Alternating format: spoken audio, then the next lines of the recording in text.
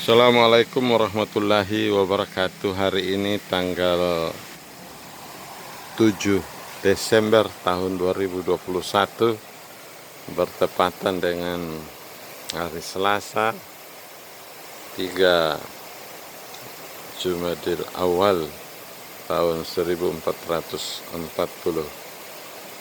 Hijriah.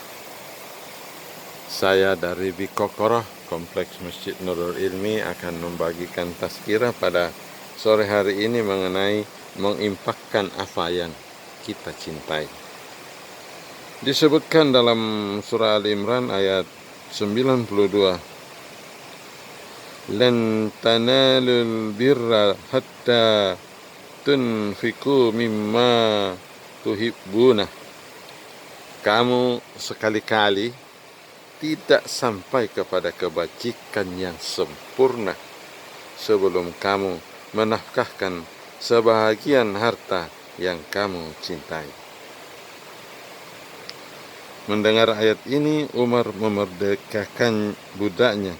Ibnu Sa'ad mengeluarkan hadis dari Nafi bahwa Abdullah bin Umar memiliki seorang budak wanita. Ia amat takjub dengan keelokan budak wanitanya, namun ia malah memerdekakannya dan dikawini oleh bekas budak lelakinya. Mereka mempunyai anak.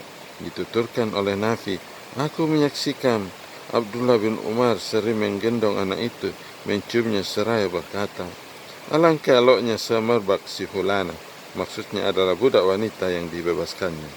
Al-Basar mengeluarkan hadis dari Ibnu Umar radhiyallahu an yang berkata, tatkala muncul ayat "Lan tanalul birra hatta tunfiku mimma tuhibbun."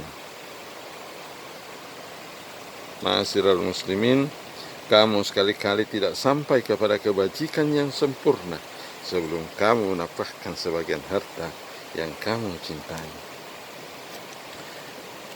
Aku segera teringat dengan pemberian Allah kepadaku yang tidak ada lagi yang lebih kusukai selain dari Marjanah, budak wanita yang berasal dari Romawi. Dituturkan, maka budak wanita itu dimerdekakan karena mengharap ridha Allah. Seandainya sesuatu yang telah diberikan bagi Allah itu boleh kuambil lagi, maka pasti aku mengawininya. Ma'asyiral muslimin, begitulah cantiknya daripada budak wanita itu, yaitu Marjanah dari Romawi. Tetapi karena ayat ini, maka dia memerdekakan budaknya, bahkan dia mengawinkannya dengan bekas budak lelakinya. Disebutkan Abu Naim mengeluarkan hadis dari Nabi yang berkata, Ibnu Umar apabila amat menyukai sesuatu dari miliknya, maka ia segera menginfakkannya dalam rangka bertakarrub kepada Allah subhanahu wa ta'ala. Nabi berkata, orang-orang mengetahui hal itu, kadangkala hal itu dimanfaatkan oleh orang lain. Ketika Ibnu Umar melihat keadaan itu, ia segera memerdekakannya. Para sahabatnya berkata kepadanya, "Wahai Abu Abdurrahman, demi Allah yang telah mereka lakukan tiada lain memperdayamu." Ibnu Umar berkata, "Barang siapa memperdaya kami yang beramal karena Allah subhanahu wa ta'ala, maka berarti memperdaya dirinya sendiri." Dituturkannya, kadangkala Ibnu Umar mensedekahkan di satu majelis saja 30.000 dirham. Dituturkan, pada suatu hari Ibnu Amir memberikan Ibnu Umar uang 30.000 dirham sebanyak 2 kali. Maka ia berkata, "Wahai Nafi, sesungguhnya aku khawatir uang dirham yang berasal dari Ibnu Amir itu memunculkan fitnah. Pergilah dan engkau menjadi orang yang merdeka bebas."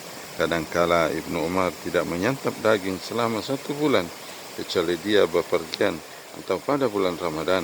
Dituturkan, pernah ia selama sebulan penuh tidak menikmati hidangan daging. Disebutkan dalam Al-Majma' juz ke-9 halaman 347. Ibnu Sa'ad juz ke-4 halaman 122 juga mengeluarkan hadis ini dari Nabi. Ma'asyiral muslimin di mana saja berada, begitulah kemuliaan para sahabat baginda Rasulullah sallallahu alaihi wasallam, di mana semakin mereka mencintai harta itu, mereka mensedekahkannya. Disebutkan Rasulullah biasa memasukinya dan minum air yang berasal dari kebun itu. Lalu Anas ketika turun ayat lan tanalul birra hatta tunfiku mimma tuhibbuna, kamu sekali-kali tidak sampai kepada kebajikan yang sempurna sebelum kamu menafkahkan sebagian harta yang kamu cintai. Maka Abu Talha bangkit menghampiri Rasulullah seraya berkata, wahai Rasulullah, sesungguhnya Allah subhanahu wa ta'ala berfirman, lan tanalul birra hatta tunfiku mimma tuhibbuna, dan harta yang paling kusukai adalah bayiraha, aku sedekahkan untuk Allah dan aku berharap kebaikan darinya serta menjadi simpanan di sisi Allah. Karena itu bagikanlah wahai Rasulullah sesuai dengan kehendakmu. Karena Allah, dituturkan Rasulullah berkata, amboi, itu adalah harta yang amat menguntungkan. Disebutkan di dalam At-Targhib juz kedua halaman 140. Ma'asyiral muslimin, Said bin Mansur, Abdun bin Humaid, Ibnu Al-Munzir dan Ibnu Abi Hatim mengeluarkan hadis dari Muhammad bin Munkadir yang berkata, tatkala turun ayat lan tanalul birra hatta tunfiku mimma tuhibbuna, Zaid bin Harithah datang dengan membawa serta kuda tunggangannya yang bernama Sablah, dan itu merupakan harta yang paling dicintainya. Ia berkata, kuda ini aku sedekahkan.